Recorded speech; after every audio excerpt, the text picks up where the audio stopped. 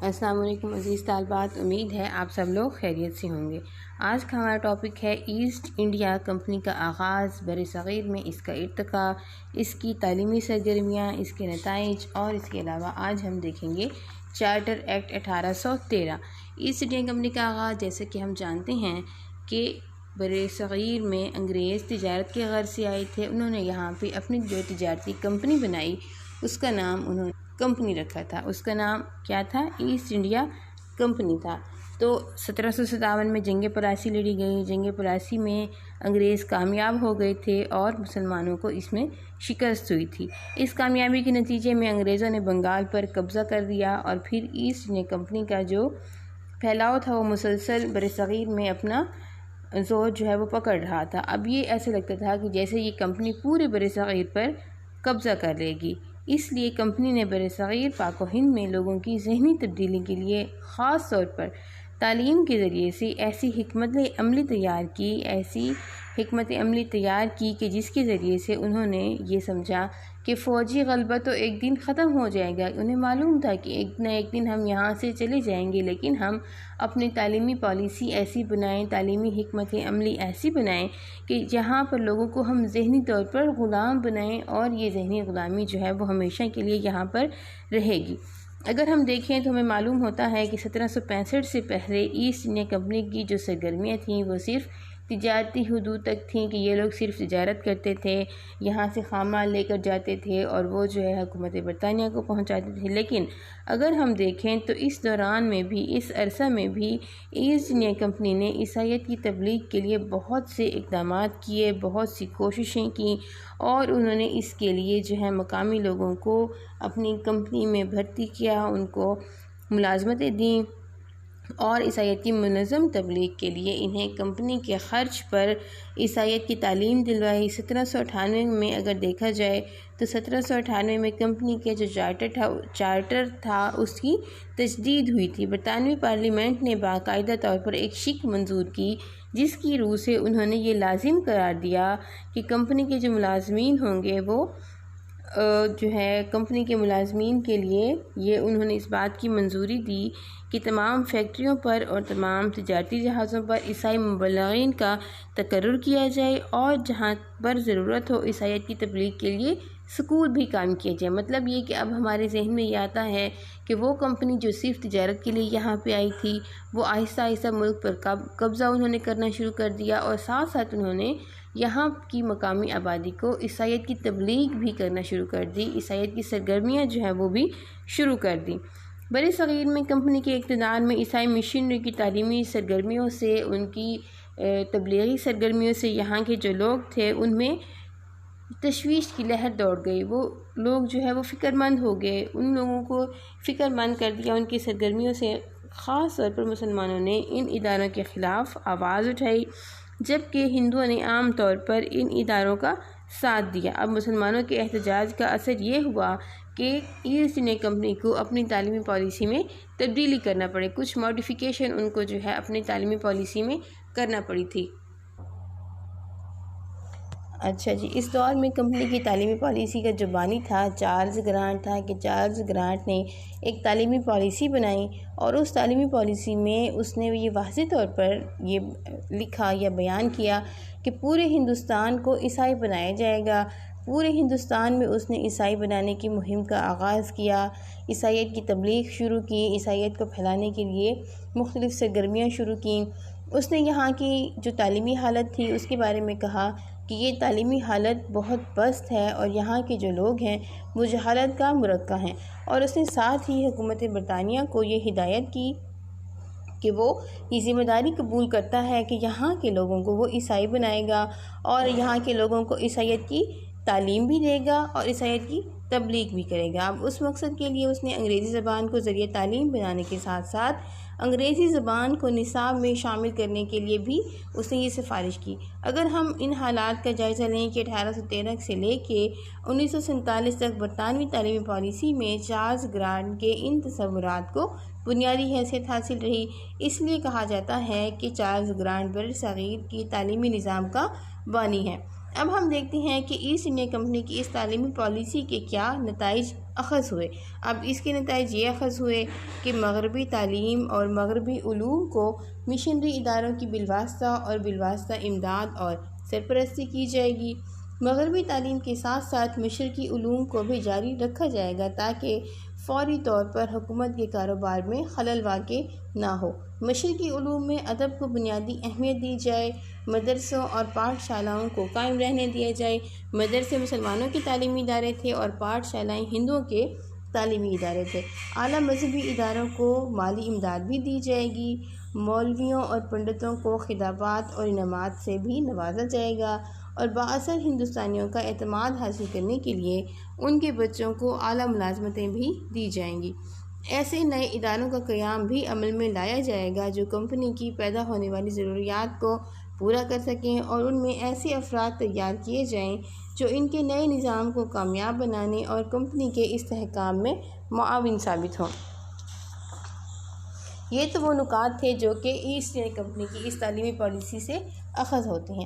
اب اس دور کا اگر ہم جائزہ لیں تو ہمیں اس بات کا احساس ہوتا ہے کہ کمپنی کے تعلیمی معاملات میں غیر جانبدار تھی، جیسا کہ مغربی مورخین نے یہ بات ثابت کرنے کی کوشش کی ہے، لیکن ایسا حقیقت میں بالکل بھی نہیں تھا، جس کی وجہ سے جو مقامی تعلیمی نظام تھا وہ آہستہ آہستہ جو ہے اس کو ختم کر دیا گیا، کیونکہ مسلمانوں کے دور میں فارسی زبان سرکاری زبان جو تھی وہ فارسی زبان تھی۔ فارسی زبان پر پابندی لگا دی گئی تھی اور مسلمانوں کے تعلیمی اداروں پر بھی پابندی لگا دی گئی تھی۔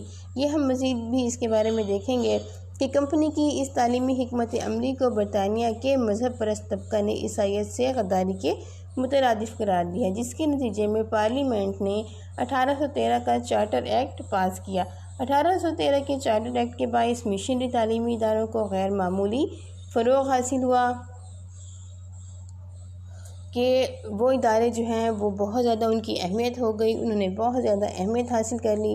اب اس بات کا اندازہ اس سے ہوتا ہے کہ 1852-53 کے دور کا اگر ہم جائزہ لیں تو تمام سرکاری اسکولوں اور کالجوں میں صرف 30,000 طلبہ جو ہے تعلیم حاصل کر رہے تھے، جبکہ جو نئے قائم شدہ مشنری تعلیمی ادارے تھے، انگریزوں کے تعلیم کردہ تعلیمی ادارے تھے، ان میں 3 لاکھ کے قریب طلبہ تعلیم حاصل کر رہے تھے۔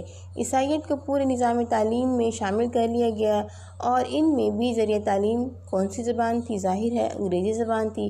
اب جس کے نتیجے کے طور پر مقامی آبادی کے بہت سے لوگوں نے عیسائی مذہب قبول کر لیا تھا۔ اب ان عیسائی مذہب قبول کرنے والے لوگوں میں زیادہ تعداد ہندوؤں کی تھی۔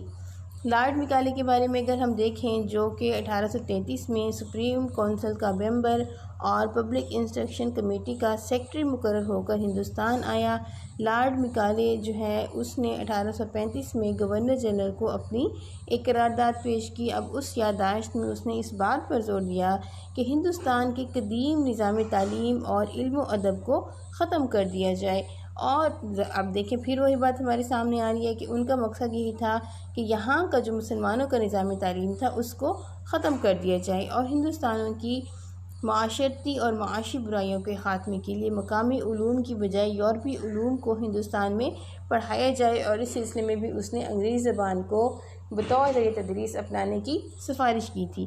اگر ہم 1813 کے چارٹر ایکٹ کی نمایاں دفعات دیکھیں تو اس کی نمایاں دفعات یہ تھی کہ تعلیم کمپنی کی ذمہ داری ہوگی، اور کمپنی سے مراد ایسٹ انڈیا کمپنی ہے، اور یہ کمپنی اپنے وسائل میں سے 1 لاکھ روپے ہندوستانیوں کی تعلیم کے لیے مخصوص کرے گی۔ دوسرا اس کی جو دفعہ تھی وہ یہ تھی کہ تعلیم کے لیے مخصوص شدہ رقم باقاعدہ مغربی علوم کی اشاعت اور مشرقی علوم کے احیاء اور مقامی اہل علم کی حوصلہ افزائی کے لیے خرچ کی جائے گی۔ تعلیم کا اولین مقصد یہاں کے لوگوں کو عیسائیت کا پیغام پہنچانا ہوگا، جس کے لیے مشنری تعلیمی اداروں کی سرپرستی کی جائے گی۔ مغربی علوم و سائنس کی تعلیم جو ہے وہ انگریزی زبان میں دی جائے گی۔ اگر ہم 1813 کے چارٹر ایکٹ کا جائزہ لیں تو ہمارے سامنے یہ بات آتی ہے کہ یہ وہ چیز ہے کہ جس کے ذریعے سے یہاں پہ انگریزی نظام تعلیم کی بنیاد رکھی گئی۔ اس کے بعد کی سالوں میں جو تعلیمی تبدیلیاں ہوئیں وہ اسی بنیاد پر ہوئیں کہ اس ایکٹ کی روح سے مشنری تعلیم کو قانونی تحفظ فراہم دیا گیا، اور یہ بات ہمیشہ کے لیے طے پا گئی کہ ہندوستان میں تعلیم کا مقصد مغربی علوم انگریزی زبان کے ذریعے سے اہل ہند کو عیسائیت کی طرف لے جانا ہے، کہ ان کو عیسائیت کی تبلیغ کرنی ہے، ان کو عیسائی بنانا ہے۔ اب اس مقصد کو آہستہ آہستہ اور خاموشی کے ساتھ اس طرح حاصل کیا گیا کہ یہاں کا جو مقامی نظام تعلیم تھا اس کو ختم کر دیا گیا۔ یہ وہ فکری بنیاد تھی جس پر نئی برطانوی تعلیمی پالیسی استوار کی گئی اور جسے میکالے نے ترقی دے کر ایک نظام بنا دیا جس کا جو بنیادی مقصد تھا وہ ہندوستان میں اپنی حکومت کے لیے ملازمین کا حصول تھا۔ وفادار ملازمین انہیں چاہیے تھے اور وہ ظاہر ہے ان کو مقامی آبادی سے چاہیے تھے کہ جو ان کا کاروباری حکومت چلا سکیں۔ اب ہم دیکھ لیتے ہیں بینٹنگ ریزولوشن کے بارے میں۔ بینٹنگ ریزولوشن لارڈ میکالے نے پیش کی تھی۔ لارڈ میکالے نے 1813 کے ایکٹ کی روح سے مشرقی علوم کی ترقی کے لیے دی جانے والی امداد بند کرنے کی سفارش کی اور واضح طور پر یہ کہا کہ تعلیم کا مقصد ایسی نسل تیار کرنا ہے جو مغربی افکار و نظریات کی ترجمان ہو، لیکن وہ رنگ و نسل کے اعتبار سے بے شک ہندی ہو، کہ ہم نے ہندوستانی لوگوں کو نئے تعلیم کے ذریعے سے، نئے تعلیمی نظام کے ذریعے سے ان کو عیسائی بنانا ہے، کہ بظاہر تو وہ ان کا جو طور طریقہ ہے، ان کے جو افکار ہیں، ان کے جو تعلیمی نظریات ہیں وہ عیسائیت کے ہوں، لیکن بے شک وہ ان کی جو ہے وہ رنگ و نسل ہندوستانی ہو۔ میکالے کی ان سفارشات کی روشنی میں تیار ہونے والی تعلیمی پالیسی کو بینٹنگ ریزولوشن کہا جاتا ہے، جسے 7 مارچ 1835 کو منظور کیا گیا۔ اس ریزولوشن کے جو اہم خدوخال ہیں وہ یہ ہیں۔ سب سے پہلا جو اس کی دفعہ تھی وہ یہ تھی کہ سرکاری تعلیم کا مقصد ہندوستان میں مغربی علوم و سائنس کا فروغ ہے، کہ یہاں پر جو مغربی علوم ہے یا مغربی سائنس ہے اس کو فروغ دیا جائے گا، اس کو بڑھایا جائے گا۔ اچھا، اس کی دوسری دفعہ تھی کہ آئندہ سے ملک کی جو زبان تھی وہ فارسی کی بجائے انگریزی زبان ہوگی۔ اب دیکھیں اس میں واضح طور پر یہ بتا دیا گیا کہ یہاں کی جو سرکاری زبان ہوگی وہ فارسی ہوگی، ذریعہ تعلیم انگریزی ہوگا اور مشرقی علوم کی اشاعت پر آئندہ سے کوئی رقم بھی خرچ نہیں کی جائے گی۔ یہ وہ دفاع تھی جو کہ لارڈ میکالے نے بینٹنگ ریزولوشن کے تحت جو ہے وہ پیش کی تھی۔ اگر ہم اس کا جائزہ لیں تو ہمارے سامنے یہ بات آتی ہے کہ تعلیم کا مقصد سرکاری ملازمتوں کے لیے حصول تھا اور خاص طور پر نچلے سطح کی جو عملہ تھا اس کا اور انتظامی عملہ کی فراہمی قرار پایا۔ میکالے کی یادداشت آئندہ برطانوی تعلیمی پالیسی کا رہنما اصول بن گئی، جس کے نتیجے میں ہندوستان میں جو تعلیمی نظام تھا اپنی قومی اساس سے ہمیشہ کے لیے محروم ہو گیا۔ 1841 میں اگر ہم دیکھیں تو تعلیمی عامہ کمیٹی کو ختم کیا گیا اور اس کو ختم کر کے اس کی بجائے 1842 میں کونسل آف ایجوکیشن قائم کر دی گئی۔ 1844 میں لارڈ ہرڈنگ نے واضح طور پر یہ اعلان کر دیا کہ سرکاری ملازمت کے لیے ان افراد کو ترجیح دی جائے گی جو سرکاری اسکولوں سے تعلیم یافتہ ہوں گے، اور یوں سرکاری ملازمت کا حصول تعلیم کا مقصد بن گیا تھا۔ اس دور میں انگریزوں کی تعلیمی حکمت عملی کا ایک اور پہلو ہندوؤں اور مسلمانوں کے درمیان امتیاز اور فرق کا آغاز بھی تھا، کہ یہاں پہ ہر ممکن کوشش کی گئی کہ مسلمانوں کے مقابلے میں ہندوؤں کو ہر میدان میں آگے بڑھایا جائے، اور اس سلسلے میں ہندوؤں نے خود بھی یہ کوشش کی، کیونکہ مسلمان یہ سمجھتے تھے کہ جو نیا تعلیمی نظام ہے ان کے تہذیب، ثقافت، ان کے تمدن، ان کے مذہب کے خلاف ہے، جبکہ ہندوؤں کے ہاں ایسا کوئی معاملہ نہیں تھا۔ ہندو انگریزوں کی آمد سے پہلے مسلمانوں کے ساتھ فارسی پڑھ رہے تھے، مسلمانوں کے ساتھ عربی سیکھ رہے تھے، لیکن اب چونکہ نئی حکومت آ گئی، نئی حکومت کا دورہ ہوا، تو انہوں نے اس نئی حکومت کے ساتھ اپنی وفاداریاں بڑھانے کے لیے مسلمانوں کے خلاف، مسلمانوں کو پیچھے ہٹانے کے لیے انہوں نے اس نئے تعلیمی نظام کو اپنا لیا۔ اچھا، اب اس نئے تعلیمی نظام کے بارے میں باقاعدہ اخبارات میں بھی یہ لکھ دیا جاتا تھا کہ ملازمتیں ان لوگوں کو دی جائیں گی یا صرف ہندوؤں کو ملازم رکھا جائے گا۔ یہاں بھی اب مسلمانوں کو معاشی لحاظ سے، معاشرتی لحاظ سے پستی کی طرف دھکیلنے کا منصوبہ بنایا گیا۔ تعلیمی نقطہ نظر سے یہ دور سر چارلز ووڈ کے 1854 کے ڈسپیچ پر اپنے اختتام کو پہنچا۔ اس ڈسپیچ نے جدید تعلیم کے مقاصد کو قانونی شکل دے دی اور اسے منظم کرنے کا طریقہ کار بھی وضع کیا۔ انگریزی نظام تعلیم کو یا انگریزی ذریعہ تعلیم کو مکمل طور پر جو ہے وہ اس نظام تعلیم کا حصہ بنا دیا گیا، اور ہندوستان میں یونیورسٹیوں کے قیام کی منظوری بھی دی گئی۔ سیاسی اعتبار سے اگر ہم دیکھیں تو مسلمانوں کے لیے یہ دور کشمکش کا تھا، تصادم کا تھا، بہت ہی مشکلات کا تھا۔ وہ اپنی بقا کی جنگ لڑ رہے تھے، کیونکہ وہ اس ہندوستان پر ایک وقت تھا کہ وہ یہاں پر ان کی حکومت تھی، لیکن اب انہیں حکومت سے بے دخل کر دیا گیا تھا۔ انہیں جو ہے یہاں سے ان کا خاتمہ کرنے کے لیے بہت سی کوششیں کی جا رہی تھیں۔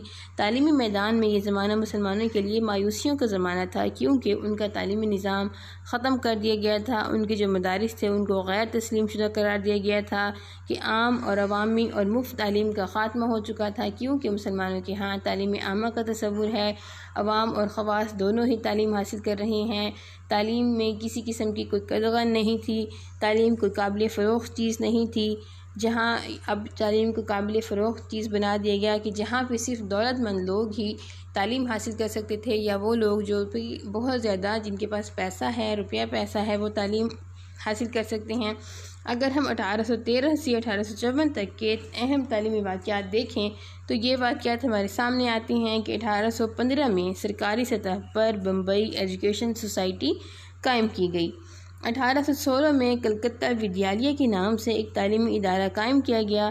اب اس ادارے کو 1819 میں کالج بنا دیا گیا۔ یہ ہندوستان کا پہلا گورنمنٹ کالج تھا اور یہاں کا ذریعہ تدریس انگریزی زبان مقرر کیا گیا۔ 1823 میں تعلیم عامہ کمیٹی کا قیام عمل میں آیا اور 1841 میں اس تعلیم عامہ کمیٹی کو ختم کر کے اس کی جگہ کونسل آف ایجوکیشن قائم کی گئی۔ 1828 میں گورنر جنرل ولیم بینٹنگ نے مسلم مدارس کے اوقاف کو ضبط کرنے کا حکم دیا۔ 1836 میں نئی طرز پر ہگلی کالج کلکتہ اور میڈیکل کالج کلکتہ کا قیام عمل میں لایا گیا۔ 1844 میں ہندو کالج کلکتہ میں انجینئرنگ کی کلاسیں شروع کی گئیں۔ 1847 میں انجینئرنگ کالج روڑکی قائم کیا گیا۔ یہ وہ اقدامات ہیں جو کہ انگریزوں نے یہاں پر رہتے ہوئے کیے تھے کہ انہوں نے یہاں پر سیاسی اعتبار سے، تعلیمی اعتبار سے اور مذہبی اعتبار سے مسلمانوں کو پیچھے دھکیلنے کے لیے بہت سے اقدامات کیے۔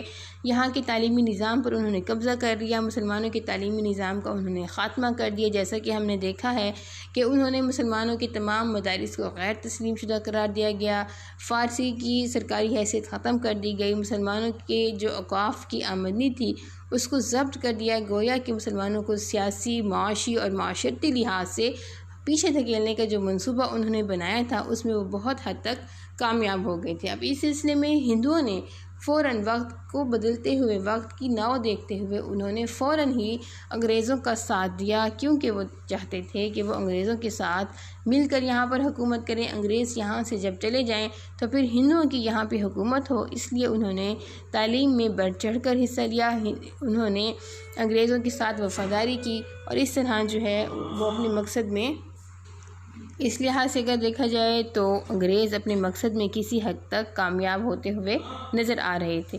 تو آج کے لیکچر طالبات یہاں تک۔ آج ہم نے ایسٹ انڈیا کمپنی کا آغاز، اس کا ارتقاء، اس کی تعلیمی سرگرمیاں، اس کی تعلیمی پالیسی کے نتائج، 1813 کا چارٹر ایکٹ، بینٹنگ ریزولوشن اور 1813 تا 1854 تک کے اہم تعلیمی واقعات کو دیکھا۔